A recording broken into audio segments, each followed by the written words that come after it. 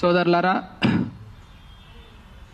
సేవాలాల్ బంజారా సంఘం జాతీయ అధ్యక్షులు కొర్రా మోతిలాల్ నాయక్ గారికి, ఇతర సంఘాల పెద్దలందరికీ తెలంగాణ గిరిజన సంఘం రాష్ట్ర కమిటీ తరపున ధన్యవాదాలు తెలియజేస్తా ఉన్నా.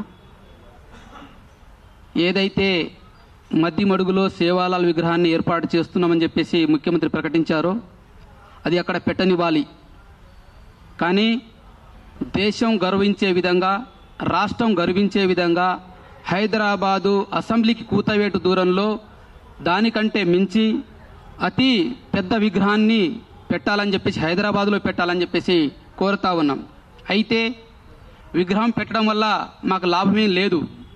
కానీ విగ్రహం పెడితే బంజారా జాతి ఎట్లా బతికిందో, సేవాలాల్ ఏం చెప్పాడో ఆ విషయాలు ఈ దేశంలో ఉన్నటువంటి బంజారాలకు కానీ, ఈ ప్రాంతంలో ఉన్న బంజారాలకి తెలుస్తుంది.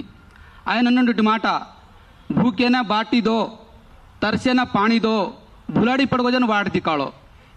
ఈ మూడు మాటల కోసమే హైదరాబాద్ నడిబొడ్డులో ఆయన పెద్ద విగ్రహం పెట్టాలని చెప్పేసి మేము కోరుతా ఉన్నాం. ఎందుకంటే ఇప్పటికీ అడవుల్లోనే జీవిస్తున్నటువంటి గిరిజనులు ఆకులు అలుములు తీసుకొని ఏరుకొని వేటాడుకొని జీవిస్తున్నటువంటి గిరిజనులు ఇప్పటికీ లంబాడీలు ఉన్నారు. పశువులను కాసుకుంటూ ఉన్నారు. ఇప్పటికీ బట్ట లేకుండా ఉన్నారు. 3 పూటల తిండి లేక ఒకే పూట తిండి తింటూ రెండో పూట ఏం తినాలి అని ఆలోచన చేసే బంజారాలు ఇప్పటికీ ఉన్నారు. కాబట్టి ఆయన చెప్పినటువంటి మాట, భూకేనే బాటిదో అంటే ఆకలితో ఉన్న వాళ్ళకి అన్నం పెట్టు, ఎవరైతే తొవ్వ లేకుంటున్నాడో ఆయనకు తొవ్వ చూపెట్టు, ఎవరైతే దూపతో ఉన్నారో నీళ్ళు అని చెప్పేసి అన్నటువంటి సూక్తులు ఇప్పటికీ దేశంలో ఉన్నటువంటి బంజారాల చెవులో మారుమోగుతూనే ఉంది. కాబట్టి వాటి ఆశయం కోసం, వాటి లక్ష్యం కోసం మనం పోరాటం చేయాలంటే హైదరాబాద్ అసెంబ్లీ పక్కనే ఆయన విగ్రహం ఏర్పాటు చేస్తే ఆయన జయంతి రోజు ఈ పాలకులకి మనం అడగడానికి వస్తుంది.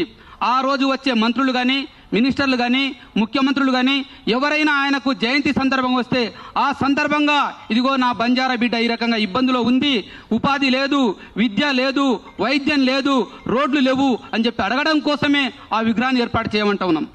దాంతోపాటు దేశంలో ఉన్నటువంటి ఎక్కడి నుండి వచ్చిన బంజారాలు కూడా ఆయనను స్మరిస్తూ ఆయనను పూలమాల వేసి ఆయనను ఆయన ఆశీర్వాదం తీసుకొని ముందుకు పోయేటట్టుగా ఉండాలని చెప్పేసి కోరుతా ఉన్నాం.